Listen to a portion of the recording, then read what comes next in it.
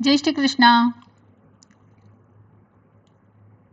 The 15th Dashakam is composed in the Vrittam called Malini. It contains 15 letters in each pada with a pass twice at the end of each 8th and 7th letter.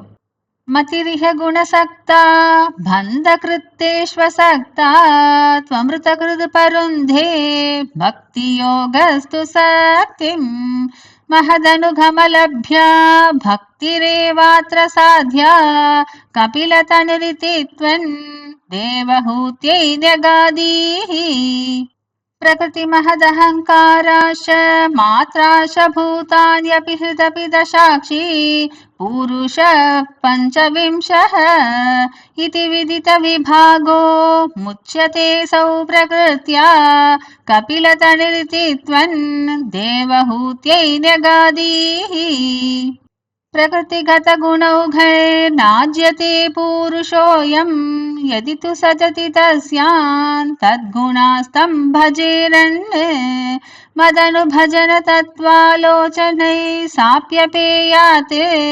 कपिलतनुरितित्वन् देवहूत्यै न्यगादीः विमलमतिरुपाथैरासनाध्यैर्मदङ्गं गरुडसमधिरूढन् दिव्यभूषायुधाङ्गं रुचितुलितथमालं शीलयेतानुवेलं कपिलतनुरितित्वन् देवहूत्यै न्यगादीः मम गुणगणलीला कर्णनैकीर्तनाद्यैः मैसुरसरिदोग प्रख्यचित्तानुवृत्तिः भवति परमभक्तिः सा हि मृत्योर्विजेत्री कपिलतनुरितित्वन् देवहूत्यै न्यगादीः अहह बहुलहिंसा सञ्चितातैः कुटुम्बं प्रतिदिनमनुपुष्णन् श्रीजितो बाललाली विशति हि गृहसक्तो यातनां मय्यभक्तः कपिलतनुरितित्वन् देवहूत्यै न्यगादीः युवति झठरखिन्नो जातबोधोऽप्यकाण्डे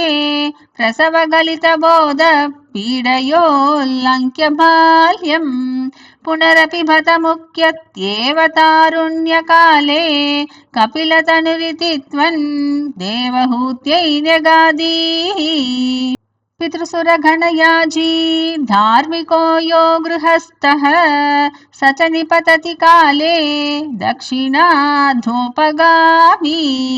मयि निहितमकामं कर्मदूतः पथार्थं कपिलतनुरितित्वन् देवहूत्यै न्यगादीः इति सुविदितवेद्यान् देवहे देवहूतिं कृतनुतिमनुगृह्य त्वङ्गतो योगिसङ्गैः विमलमतिरथासौ भक्तियोगेन मुक्ता त्वमपि जनहितार्थं वर्तसे प्रागुदीच्याम् परम किमु बहुक्त्या त्वत्पदाम्भोजभक्तिं सकलभयविनेत्रीं सर्वकामोपनेत्रीं